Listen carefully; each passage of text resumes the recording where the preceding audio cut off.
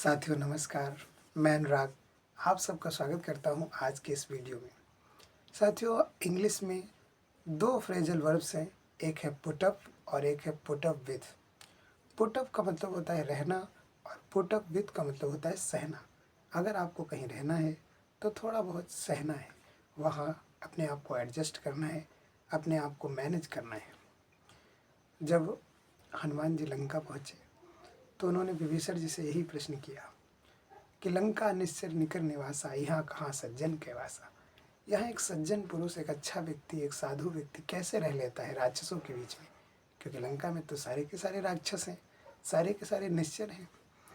तो विभीषण जी ने हनुमान जी से कहा कि सुनो पवन सुत रानी हमारी, जीव दसनन मोह जीव बिचारी। जैसे 32 दांतों के बीच में एक जुबान रहती है, ठीक उसी प्रकार मैं भी लंका में रहता हूँ, राक्षसों के बीच में रहता हूँ।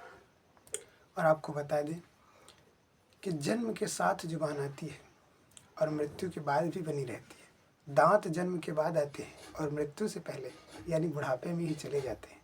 तो यानी अगर आप सहनशील हैं तो आप काफ़ी दिन तक बने रहेंगे, आपका अस्तित्व बना रहेगा। साथियों, मेहनत करिए, अपने आप को पावरफुल बनाइए, अपने आप को धनी बनाइए, गरीबी से आप ऊपर उठिए, क्योंकि जब तक आप कमज़ोर रहेंगे तब तक हर व्यक्ति आपको परेशान करेगा और हर परिस्थिति आपको बहुत भारी लगेगी। क्योंकि सूर्य जब उदय होता है तो कमल को खिलाता है, तालाब में जो भी कमल होते हैं उनको ऊर्जा प्रदान करता है। सूर्य को देखकर कमल खिलते हैं। कहते हैं भानु कमल कुल पोषण हारा, बिनु जल जारी करे ते छारा। कमल सूर्य को देखकर खिलते हैं, सूर्य कमल को खिलाता है, कमलों को ऊर्जा देता है। कब तक? जब तक उनके पास जल रहता है, पानी रहता है। और जब उनका पास जल नहीं रहता, उनका जल समाप्त हो जाता है, तो वही सूर्य उन्हें जला करके राख कर देता है। कहते हैं कि रहीमन निज संपत्ति बिना, कौ न विपत्ति सहाय, बिन पानी जो जल को रवि नहीं सकत बचाए। बिना जल के सूर्य भी कमलों को नहीं बचा सकता है। महाकवि भारती के नाम से मशहूर एक तमिल पोएट सुब्रमण्या भारती जी हैं और उनकी कविता है विंड। विंड कविता में वो लिखते हैं, the wind blows out weak fires, he make strong fires roar and flourish. जो हवा है वो कमज़ोर आग को बुझा देती है और शक्तिशाली आग को और बढ़ा देती है, भयंकर आग को और ऊर्जा प्रदान करती है और बढ़ जाती है। जैसे दिया है, दीपक की लौ है, उसको बुझा देगी हवा। कहते हैं कि सबय सहायक सबल की को न निबल सहाय, पवन बढ़ावत आग को दीप ही देत बुझाए।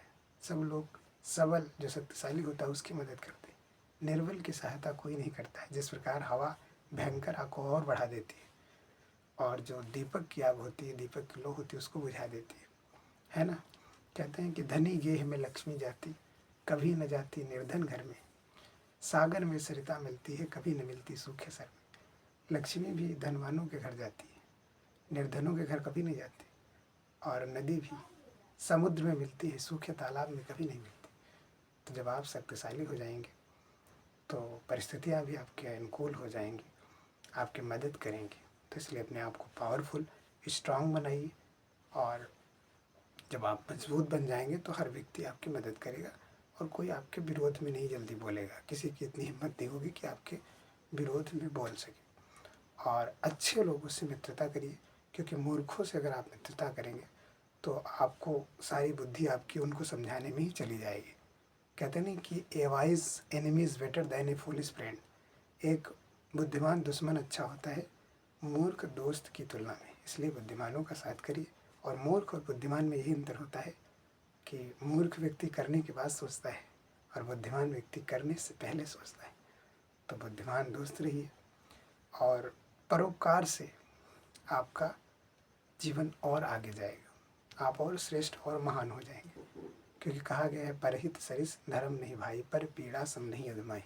अगर आप किसी के ऊपर दया करेंगे तो आपको याद करेगा, और अगर आप किसी का भला करेंगे तो आपका भी लाभ होगा, क्योंकि आप भी बहुत कुछ सीखेंगे। जैसे कहते हैं कि परहित बस जिनके मन माही, तिनका जग दुर्लभ कछु नाही। लेकिन अगर आप जो नीच व्यक्ति हैं, जिनकी बुद्धि खोटी है, जिनकी बुद्धि निकृष्ट बुद्धि वाले हैं, उनका अगर आप भला करेंगे, उनके साथ परोपकार करेंगे तो आपको नष्ट करने का प्रयास करेंगे। और जो अच्छे लोग हैं वो आपका सहयोग, आपका समर्थन करने का प्रयास करेंगे और आपकी मदद करेंगे। जैसे गोस्वामी जी कहते हैं, जहिते नीच बड़ाई पावा सो प्रथमे हते ताहि न सावा। नीच व्यक्ति जिससे बड़प्पन पाता है सबसे पहले उसी को मारकर उसको नष्ट करता है।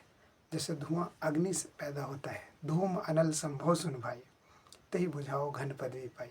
और वही धुआं जब बादल बनता है तो सबसे पहले बरस कर उस आग को बुझाता है जिससे वो प्रकट हुआ है, जिसने उसको जन्म दिया है ना। जैसे धूल रास्ते में पड़ी रहती है, उसका कोई आदर नहीं करता और सबकी लात खाती हो। रजमग परी निरादर राही, सबकर पद प्रहार नित सहाई। सबके पैर उस पर पड़ते हैं, लात खाती। तो हवा ने सोचा इसको उड़ाएंगे तो थोड़ा ऊपर चली जाएगी तो लात नहीं खाएगी, तो उसने हवा को ही गंदा कर दिया, है ना। मरुत उड़ाओ प्रथम ते ही भरही, पुनि नप नयन किरीटन परही। और फिर राजाओं के मुकुट पर पड़ी, राजाओं के नेत्रों में पड़ी, तो राजा लोग भी उस हवा को गलत कहने लगे। तो हवा बदनाम हो गई, हवा बुरी हो गई। क्यों? क्योंकि उसने नीच व्यक्ति को ऊपर उठाने का प्रयास किया।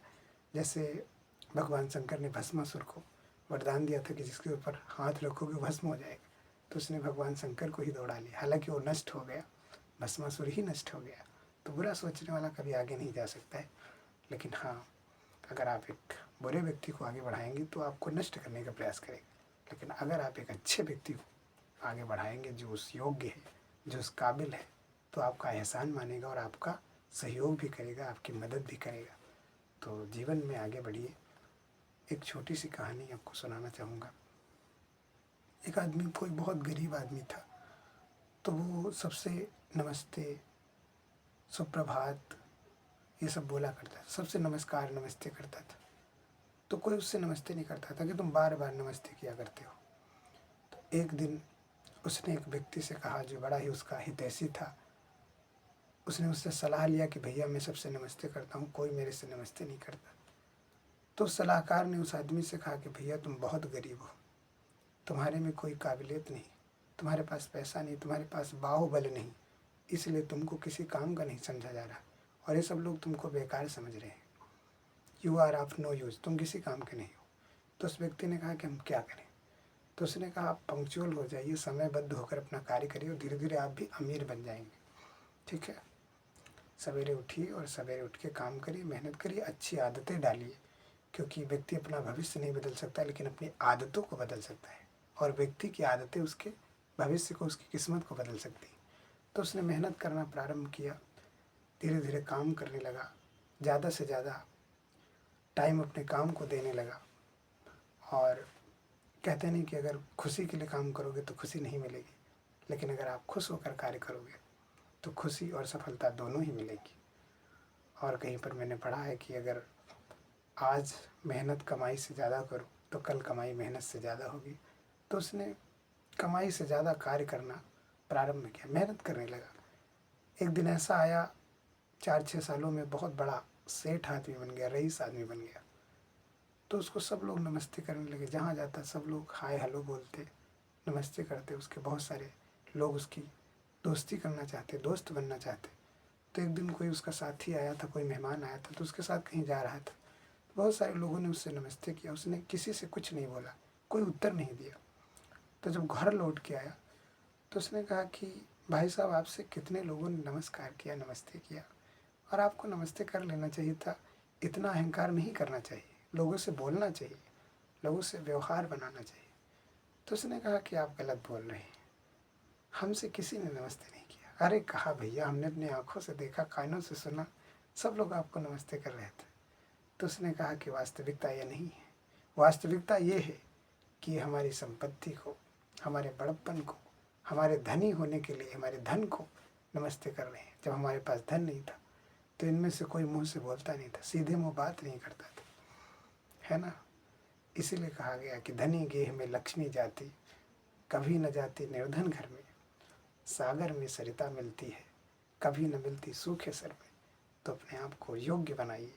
जब आप योग्य बन जाएंगे ना, तब सारे लोग आपके अनुकूल हो जाएंगे, है ना। और सबसे कीमती बात यह है, मेन बात यह है कि टाइम से कार्य करिए। टेक अम्ब्रेला बिफोर रेन, बारिश शुरू होने से पहले अम्ब्रेला ले लो, छाता ले लो, नहीं तो बारिश होगी तो भीगते हुए जाओगे और महंगा भी मिलेगा, है ना। कार्य को टाइम से करना। कहते हैं का वर्षा जब कृषि सुखाने समय चौक पुन का पछताए। जब खेती सूख जाए, धान की फसल सूख जाए, पानी के बिना, जल के बिना, उसके बाद मूसलाधार बारिश हो तो उस बारिश का क्या मतलब।